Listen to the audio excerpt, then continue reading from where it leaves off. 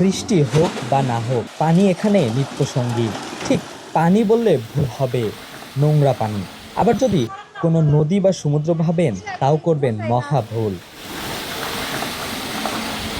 বলছি রাজধানীর আশকোনার পানির পাম্প এলাকার কথা, যেখানে গত 4 থেকে 6 বছর ধরে 12 মাসই দেখা মেলে সড়কে পানির স্রোত। গাড়ি যাওয়ার পর সৃষ্ট স্রোত দেখলে মনে হতে পারে যেন কোনো সমুদ্র সৈকতে এসে পৌঁছেছি। তবে এই সৈকত নিয়ে মহাবিপদে এলাকার মানুষ। সড়কের খানাখন্দ, ঢাকনাবিহীন ম্যানহোলের মুখ আর দুর্গন্ধজনিত কালো পানি এই এলাকার মানুষের গলার কাটা। ডোবায় পরিণত হওয়া এই সড়কে হরহামেশাই ঘটছে দুর্ঘটনা। প্রতিনিয়ত আহত হচ্ছে নারী, শিশুসহ সবাই। বিগত 7-8 বছর যাবতই এই রাস্তার সমস্যা। তো যেভাবে পানি উঠে প্রশাসনের লোকজন এসে কাজ করে যায়, আবার সেই পানি আবারই উঠে যায়। তো আমরা এটার স্থায়ী সমাধান চাই, অস্থায়ী নয়। প্রশাসনের পক্ষ থেকে আমরা বেশ কয়েকবার তাদের সাথে যোগাযোগ করেছি। তারা আমাদেরকে বলেছে যে টেন্ডার পাস হয়েছে, রাস্তার কাজ ধরবে।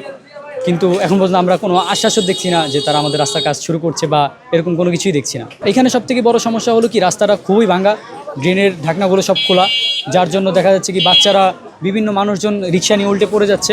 এখানে আর কি অনেক দুর্ভোগের মধ্যে দিয়ে মানুষ যাচ্ছে, বিভিন্নভাবে অ্যাক্সিডেন্ট হচ্ছে মানুষ।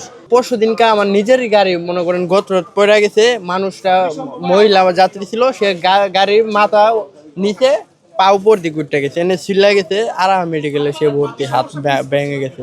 এর আগের দিন বড় অটো একটা ভাঙে গেছে, মনে করেন পয়রা অটো 2 ভাগ হয়ে গেছে, আর একটা পিচ্ছি। এখনো 15 দিন যাবত আর কি আপনার মেডিকেল ভর্তি। সে আমার চোখের দেয়া অন্তত 200 মানুষ এখানে পইরা অন্তত হাত পা ভাঙছে। এটার জন্য তো সরকার কখনো ক্ষতিপূরণ দিব না। বর্ষা আসলেই পানি বৃদ্ধি পায় কয়েক ফুট পর্যন্ত। এমন দুর্ভোগের কারণে এলাকায় আসতে চান না কোনো ভাড়াটিয়া। বন্ধ দোকানপাট সহ সব ব্যবসা প্রতিষ্ঠান। এই কোমর পানি ভাঙ্গা, এই গুমুতের পানি ফারায় যাওয়া লাগে। নামাজ টামাজ পড়ি, নামাজ চলে এই পানি ফারাইলে। 4 বছর ধরে বেশি, ওর আগেও ছিল হালকা আসিন, 4 বছর ধরে বেশি।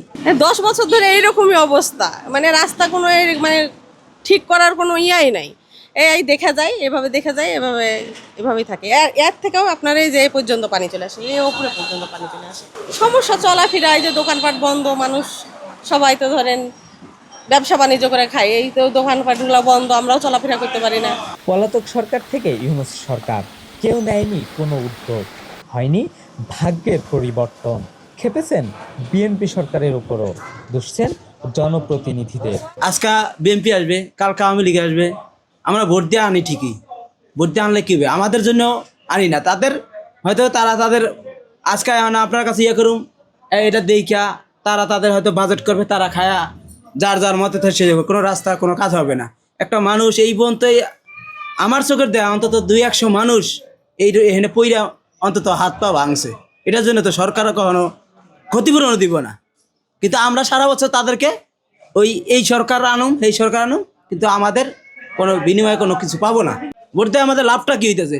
লাভ হয়েছে একটাই, যে আমরা আনতেছি, তারা পাস করে আনে না কি করে আনে, তারা তাদের পকেট বাড়াবো, বাড়ি করবো, গাড়ি করবো, কিন্তু আমাদের কিছুই হবে না। এমপি আসে, এমপি যায়, কিন্তু এই এলাকা কখনোই কাজ হয় না। এই এলাকায় 24 ঘন্টা রাস্তা পানির নিচে থাকে, 24 ঘন্টা, এবং কখনোই রাস্তা শুকায় না। এই জন্য এই এলাকা ব্যবসা বাণিজ্য সকল দোকানপাট বন্ধ, দেখতে পাবেন সব দোকান বন্ধ।